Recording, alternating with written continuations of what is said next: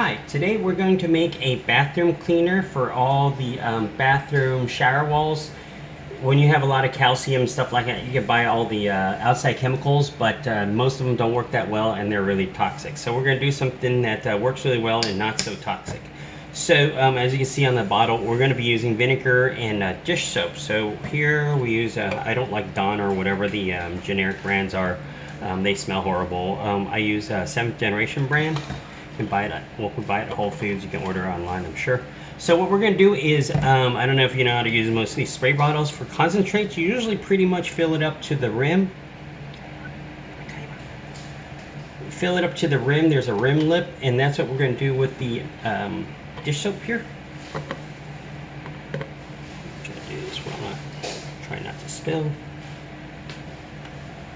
And dish soap is clear, so you can't see, but okay, we're there. So we filled the bottle up to the rim with dish soap, and then the next item on our list is going to just be regular white distilled vinegar. H-E-B if you're in Texas, or Walmart has this for about $2. So, and we're going to go ahead and fill it up to the 25 ounce. So it says 25 fluid ounces.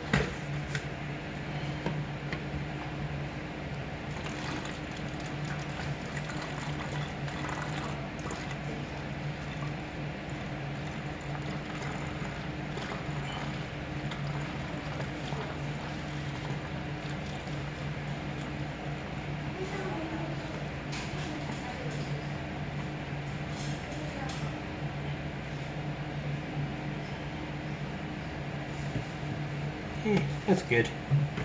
If you're a Young Living guy, I do like these, so I usually put about just to the first line is fine. I usually put just a little bit for antibacterial properties, just a little bit, and it goes, and that's it. And so, get that done, and you can mildly shake it, and it's fine. Now, to use it, just go ahead on your shower, your bathroom, anywhere there's soap scum and mostly calcium. Just spray, leave it on for 5 to 10 minutes. It does smell a little bit, but it's vinegar, so it's not that bad. And then you scrub it, and you'll find that it's faster and cleaner than most